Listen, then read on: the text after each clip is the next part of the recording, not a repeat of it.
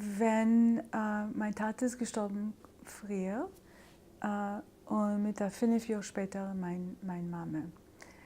Und nicht lang nachdem habe ich verstanden, als ob ich habe nicht keine Gelegenheit zu reden Jiddisch, will ich es verlieren.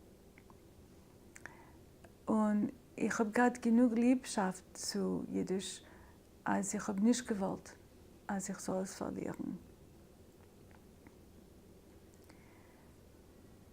Und Punkt in der Zeit haben mir etliche Menschen geschickt, verschiedene Freunde geschickt, etwas, eine Broschüre, was es gewesen von damals, was hat geheißen National-Jüdischer Büchercenter. Es ist gewesen ein Sommerkurs von 5-6 Tagen, etwas so, in Amherst. Und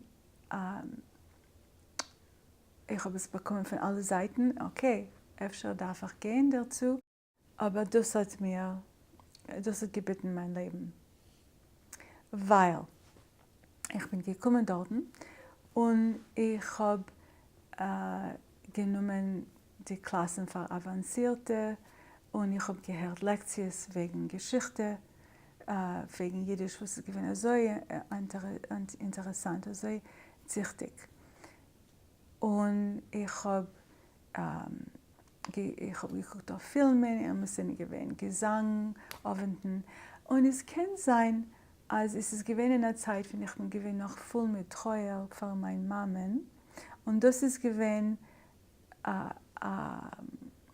eine Insel, ja, von Frieden. Und ich bin gewesen so zufrieden, die 5-6 Tage, also so zufrieden. Es hat etwas angerührt in mir. Und Menti Kahan ist gewesen damals der Lehrer und ich habe bei ihm gelernt Itzik Manger, wegen Itzik Manger. Und das gewesen mein erst, ich habe gewiss wegen der Megille von Itzik Manger als eine Pièce, aber ich habe keinmal nicht gelernt die Literatur, seine Werk.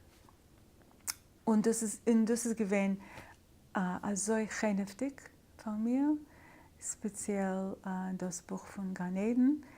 Und ich habe sich verliebt in dem. Und ich habe gewusst, dass ich darf sich mehr vertiefen in dem. Ich bin zurückgekommen von dem. Ich habe gewollt wissen mehr wegen Jiddisch. Und das ist gewesen der Unheil